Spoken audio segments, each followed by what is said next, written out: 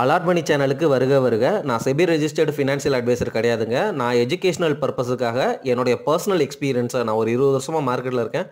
அதை தான் உங்கள்கிட்ட ஷேர் பண்ணுறேன். நீங்கள் எந்த முடிவு எடுக்கிறதா இருந்தாலும் உங்கள் நிதி ஆலோசகரை அணுகி அதுக்கப்புறம் பணத்தை போடுறதை பற்றி முடிவு பண்ணுங்கள். நன்றி. அலாட் மணி சேனலுக்கு வருக வருக. இந்த சேனலுக்கு இன்னும் நீங்கள் சப்ஸ்கிரைப் பண்ணலைன்னா தயவு செஞ்சு சப்ஸ்கிரைப் பண்ணிக்கோங்க. பெல் பட்டனையும் கிளிக் பண்ணிக்கோங்க.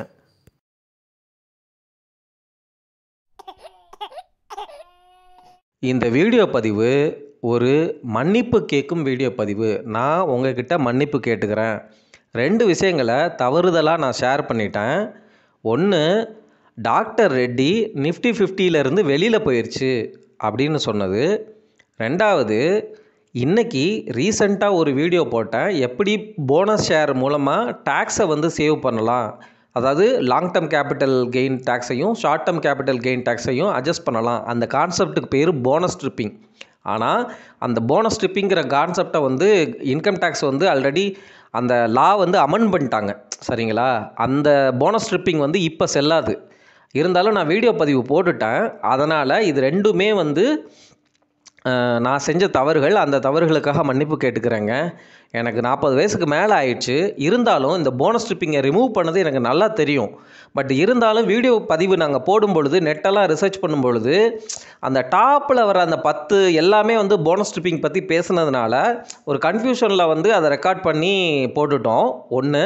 2வது டாக்டர் ரெட்டி சென்செக்ஸில் தான் இல்லை போல இருக்குது. நிஃப்டி 50க்குள்ளே இன்னும் ஆனால் இருக்குது. சரிங்களா? இதை நான் ஏன் சொல்ல வர்றேன் அப்படின்னா, என்னதான் நான் தொடர்ந்து மானிட்டர் பண்ணியிருந்தாலும் பல விஷயங்கள் இருக்கும் பொழுது நானுமே தவறு பண்ணுறேன். நீங்கள் தயவு செஞ்சு நீங்கள் இதை உணர்ந்துக்கணும்.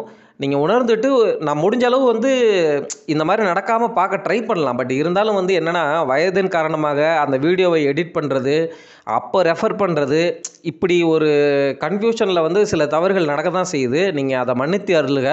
ஆனால் நீங்கள் கிராஸ் செக் பண்ணிவிட்டு பண்ணுங்கள். சரிங்களா?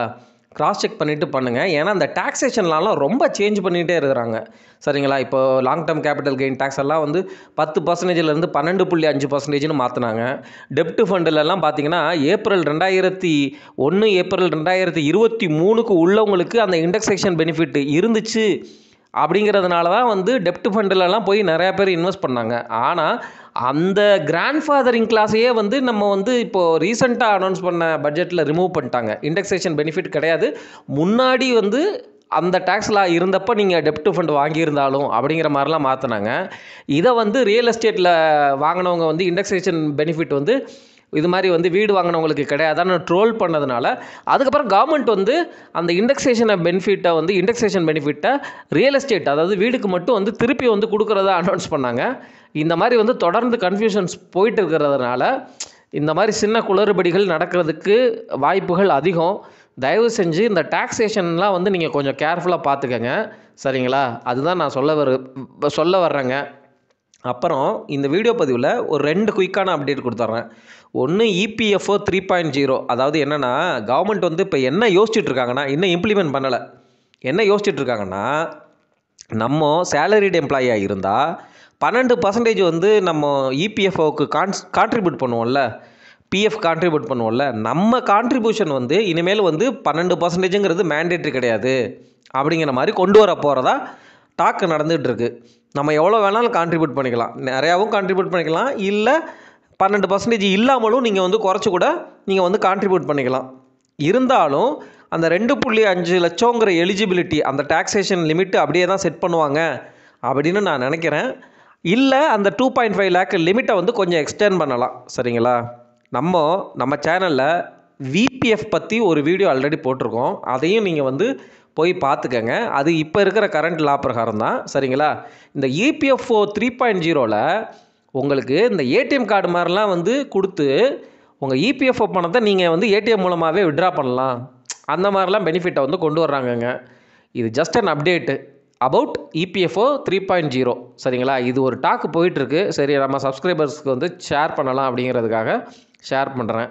அடுத்து, டைரக்ட் டேக்ஸ் கோட் அப்படின்னு ஒரு ரிஃபார்ம் கவர்மெண்ட் பேசிகிட்டு இருக்காங்க. அதாவது இன்கம் டேக்ஸில் இந்த இன்கம் டேக்ஸ் 1961ன்னு ஒரு லா இருக்குது. அதுதான் இப்போதைக்கு கோர் லா.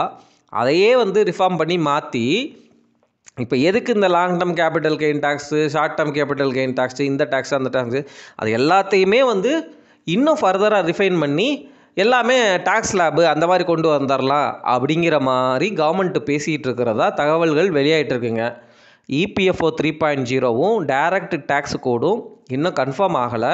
சரிங்களா? கன்ஃபார்ம் ஆகி நல்லா புரிஞ்சதுக்கப்புறம் வேணால் நான் வந்து ஒரு வீடியோ தெளிவாக அப்புறம் போடுறேன். சரிங்களா? கன்ஃபார்ம் ஆனதுக்கப்புறம் இந்த ரெண்டும் டாக்கு டிஸ்கஷனில் இருக்குது. அதை நான் உங்ககிட்ட ஷேர் பண்ணிக்கிறேங்க.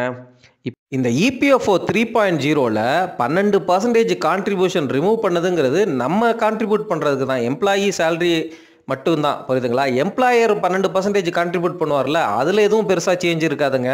சரிங்களா? அந்த மாதிரி தான் வந்து அந்த இபிஎஃப்ஓ 3.0வில் டாக் இருக்குது. நம்ம என்ன கான்ட்ரிபியூட் பண்ணுறோமோ அதில் ஃப்ளெக்சிபிலிட்டி கொடுக்குறாங்க. 0% கூட வச்சுக்கலாம். அந்த மாதிரி தான் ஆஃபர் பண்ண போகிறதா பேச்சு. சரிங்களா? சரி, இது ஒரு பாயிண்ட்டு. ரெண்டாவது, இந்த போனஸ் ஸ்ட்ரிப்பிங் பற்றி போட்ட வீடியோவை நான் வந்து விசிபிலிட்டியை மாற்றிட்டேன். சரிங்களா? உங்களுக்கு வந்து அந்த வீடியோ இப்போ தெரியாது. அதனால் வந்து நீங்கள் ஆல்ரெடி பார்த்துருந்தா தான் வந்து அது உங்களுக்கு வந்து கன்ஃபியூசிங்காக இருக்கும். இல்லாட்டி வந்து அது ஒன்றும் பிரச்சனை இல்லை, நான் ரிமூவ் பண்ணிட்டேன் இப்போது. சரிங்களா? அதனால் சொல்லிக்கிறேன். ஒரு 18 பேரோ என்னமோ தான் பார்த்துருந்தாங்க அந்த வியூஸு. ஸோ உடனே ரிமூவ் பண்ணிட்டேன். நன்றிங்க, மன்னித்துக்கங்க.